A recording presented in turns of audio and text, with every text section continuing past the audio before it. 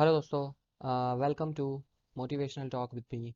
और आज हम लोग बात करने वाले हैं बहुत ही इम्पोर्टेंट टॉपिक पे, जो है कि what if I fail in exam. ठीक है। बहुत सारे aspirant all over the India बहुत सारे एग्ज़ाम्स देते रहते हैं, तो उनके दिमाग में हमेशा एक ख्याल आता है कि what if I fail in this exam, तो वो मेरी लाइफ को कैसे इफेक्ट करेगा। अगर मैं फेल हो गया तो क्या होगा।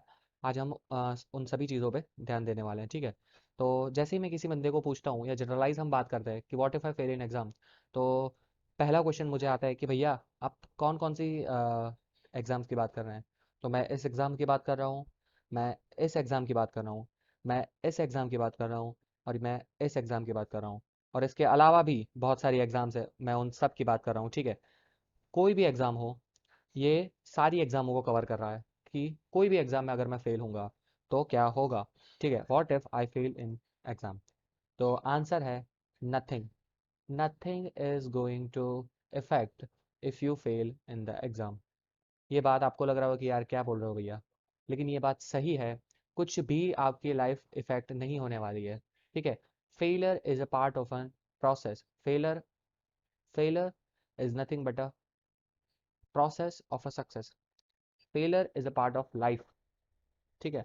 सो it is not going to affect you any time. लेकिन हम लोग क्या करते हैं, हम लोग सैड हो जाते हैं, हम लोग अकेले कहीं बैठ जाते हैं, हम लोग रोने लगते हैं। ठीक है। हम लोग डेस्परेट हो जाते हैं, हम फ्रस्ट्रेशन में आ जाते हैं। ठीक है। बहुत सारे हम लोग पढ़ना वढ़ना और छोड़ देते हैं, हमारा ध्यान कहीं और चला जाता है, हम फोकस खो बैठते हैं। ठीक है। लेकिन हमें वो सारी चीज़ें नहीं करनी है। इसके लिए मैं एक आपको एक छोटी सी स्टोरी बताना चाहता हूँ। So take a seat and listen. एक आदमी था, he failed in his business in 1831। He defeated for legislature in 1832. Second failed in business 1833. Suffered nervous breakdown 1836. Defeated for a speaker in 1838. Defeated for elector in 1840. Defeated for Congress in 1843. Defeated for Congress in 1848. Defeated for Senate in 1855. Defeated for Vice President in 1856.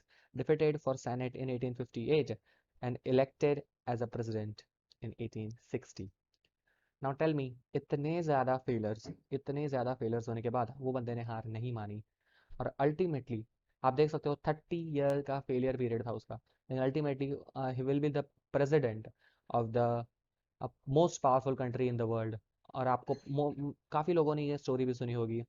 This man is, आप सोच रहे होगे कि who is this man. ठीक है।